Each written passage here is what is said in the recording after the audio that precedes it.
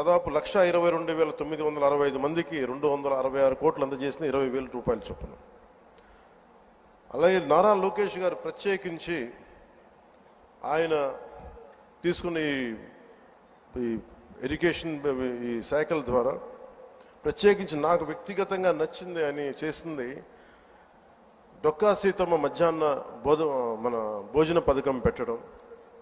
ఎంతసేపు ప్రభుత్వ పథకాలకి గత ప్రభుత్వంలో ఆయన పేర్లు పెట్టుకోవడం, వారి పేర్లు పెట్టుకోవడం కంటే కాకుండా ఎవరైతే సమాజానికి ప్రేరణగా ఉన్నారో అలాంటి వారి పేర్లు పెట్టడం మనస్ఫూర్తిగా సర్వేపల్లి రాధాకృష్ణన్ గారి మన కిట్స్, స్కూల్ కిట్స్ అందించడం, ఇలాంటి చాలా రెవల్యూషన్ నిర్ణయాలు తీసుకున్న నారా లోకేష్ గారికి నా ప్రత్యేకంగా నా ధన్యవాదాలు తెలియజేస్తాను.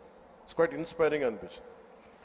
అలాగే తల్లికి వందనానికి దాదాపు 67 లక్షల మందికి పైగా విద్యార్థులకు లబ్ధి చేకూరింది. ఈ మొత్తంలో 1,346 కోట్లు పాఠశాలల అభివృద్ధికి వెళ్తూ ఉంది. 10,000 చొప్పున 10,091 కోట్లు ఖర్చు చేస్తున్న ఈ పథకం 67 లక్షల మందికి పైగా లబ్ధి. గత ప్రభుత్వం జాబ్ క్యాలెండర్ పేరిట మీద యువతని సరిగ్గా వదిలేసింది. ఒక్క డిఎస్సి కూడా నిర్వహించిన పాపాన్ని పోలేదు. కూటమి ప్రభుత్వం వచ్చిన వెంటనే 16,347 ఉపాధ్యాయ నియామకాలకు మెగా డిఎస్సి నోటిఫికేషన్ విడుదల చేసింది.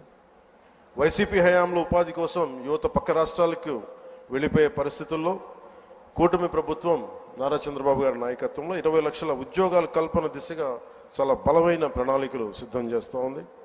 6,100 పోలీసు ఉద్యోగాల నియామకాలకు చర్యలు తీసుకుంది. ముఖ్యంగా గత పాలనలో లక్షలాది భవన నిర్మాణ కార్మికులు ఉపాధి కోల్పోయారు. నిర్మాణ రంగం కుదేలైంది. అలాంటి వాళ్ళకి కూటమి ప్రభుత్వం రాగానే ముఖ్యమంత్రి గారు ఒకటి చెప్పిన ఉచిత ఇసుక విధానాన్ని అమలు చేయాల్సిందని చెప్పి చేసినందుకు ప్రత్యేకంగా భవన నిర్మాణ కార్మికుల తరపున ముఖ్యమంత్రి గారికి నా కృతజ్ఞతలు తెలియజేసుకుంటున్నాను. ఏడాది కాలంలో బ్రాండ్ ఏపీని పునరుద్ధరించడం ద్వారా 9.4 లక్షల కోట్ల పెట్టుబడుల్ని ఆంధ్రప్రదేశ్ ఆకర్షించింది. తద్వారా 6 లక్షల ఉద్యోగాల కల్పనకు ఇది దారి వేస్తుంది. గత 5 ఏళ్లలో గజానికి గొంతగా మారిన రాష్ట్ర రహదారులకు పునర్జీవం నింపుతూ 20,000 కిలోమీటర్లు ఆర్ఎండ్బి రోడ్లకి మరమ్మతులు చేసింది. వైసీపీ గత పాలనలో ల్యాండ్ యాక్ట్ని రద్దు చేసే ఒక ల్యాండ్ యాక్ట్ని తీసుకొచ్చింది. దాన్ని రద్దు చేసి కూటమి ప్రభుత్వం రాగానే చంద్రబాబు గారి నాయకత్వంలో ఆ యాక్ట్ని రద్దు చేసి ప్రజల ఆస్తులకి రక్షణ కల్పించే విధంగా చర్యలు చేపట్టింది. గత ప్రభుత్వంలో BC, SC, ST, minority sub plan నిధుల్ని సైతం ఇష్టారాజ్యంగా మళ్లించి వెనకబడిన వర్గాల వారికి ద్రోహం చేసింది. కూటమి ప్రభుత్వం సప్లాన్ నిధులు దుర్వినియోగం కాకుండా చేపట్టి ఆయా వర్గాల స్వయం ఉపాధి పథకాలకి వెచ్చిస్తూ ఉంది. ప్రత్యేకించి నేను పంచాయతీరాజ్ శాఖని నేను నిర్వహిస్తాను కాబట్టి దానికి సంబంధించి కొన్ని చెప్తాను మీకు. పంచాయతీరాజ్ గ్రామీణాభివృద్ధి శాఖ బాధ్యతలు స్వీకరించిన వెంటనే సర్పంచులు తలెత్తుకునేలా మొదటి అడుగు వేయడమైంది. జాతీయ పండుగలైన స్వాతంత్ర దినోత్సవం, గణతంత్ర వేడుకలకు నిర్వహణకిచ్చే నిధుల్ని మైనర్ పంచాయతీలకు 100 నుంచి 10,000కి, మేజర్ పంచాయతీలకు 250 నుంచి 25,000కి పెంచాం. గ్రామాన స్వాతంత్ర గణ దినోత్సవ వేడుకలను ఘనంగా నిర్వహించుకునే అవకాశం కల్పించి ఆత్మగౌరవాన్ని కాపాడాం.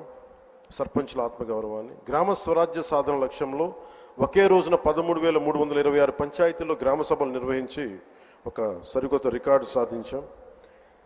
ఇది పల్లె పండుగ ద్వారా గ్రామీణ రహదారులకి ఒక కొత్త కళ తీసుకొచ్చాం. రైతులకి అండగా మినీ గోకులాలు, నీటి కుంటలు చాలా తక్కువ కాలంలోనే తవ్వించాం.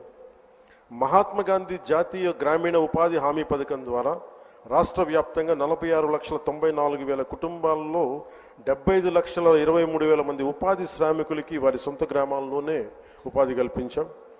2024-2025 ఆర్థిక సంవత్సరంలో 5,10,000 కుటుంబాలకి 100 రోజులకు పని కల్పించాం. అలాగే ఈ అడవి తల్లి బాట కార్యక్రమానికి ప్రత్యేకించి గౌరవ ముఖ్యమంత్రి గారికి నా ధన్యవాదాలు తెలియజేస్తా ఉన్నాను. 70 సంవత్సరాలుగా రోడ్లు లేని ఎన్నో ఈ గిరిజన గ్రామాలకి 105 కోట్లు నిధులు అవసరమైంది. వారికి ఒకరోజు ప్రత్యేకంగా తెలియజేస్తే ఆయన దాన్ని అర్థం చేసుకొని వెంటనే నిధులు దానికి